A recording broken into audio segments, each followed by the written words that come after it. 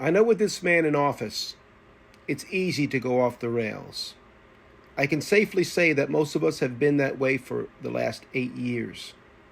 We try to make sense of all of this, wondering how a man such as this could manage to wiggle his way back into the presidency. Now, common sense tells us that this can only happen one way. There was no majority of voters propelling him into an overwhelming win. This was an inside job by rich and scrupulous individuals that bought and stole the election.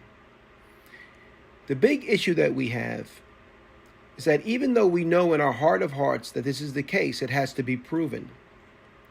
Not only does it have to be proven, it has to be brought to a body that will pursue its findings and bring those responsible to justice. Unfortunately, there are no boundaries. There used to be a separation of powers, which would hold other branches accountable. But they have all melded into one, where the Justice Department was an independent body, now is controlled by the executive branch. The judicial branch, for a large part, to include the Supreme Court, is also controlled by the executive branch, to include Congress as well. That is not the way this democracy was designed, but that's what we have with this scrupulous, devious, dishonest, and immoral leader. And I say that lightly. Having said all this, it is not my intent to invoke anger and hopelessness. We need to keep our wits about us and keep level-headed in order to counter this attack on our country. We need to unwind and redirect our focus. We do not want to be reactionary, but proactive. I made the following video shortly after the election, mainly to remind me to keep my head in the right place and focus. Take time to heal and focus. There is nothing that can really be said at this point to heal the pain, disappointment, frustration, and fear that many of us Americans feel post-election.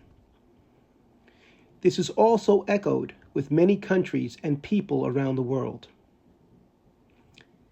Since the election, we have gone through a tumultuous ordeal, emotionally and psychologically, to add to the years that we have already experienced this madness. Keep in mind, nothing is set in stone at this time, and anything can happen between now and then. But if the worst of our fears are realized, know this. Some of us will go on carrying the torch and trying to make sense and seeking answers to why and how it took this direction. For these people, they find solace in staying engaged and seeking answers. That is their way of coping. I hope we all can find answers to quench our insatiable thirst for the truth. Although in this journey, do not lose your humanity and who you are because of this sad chapter in our lives. Let us continue to be the good people that we were molded to be. Involve yourself with things that you love and people that love you. Don't make this your life's pursuit, although stay vigilant. Your time on this earth is finite and should not be wasted worrying about things that you cannot change. Use that time wisely because you can't get it back.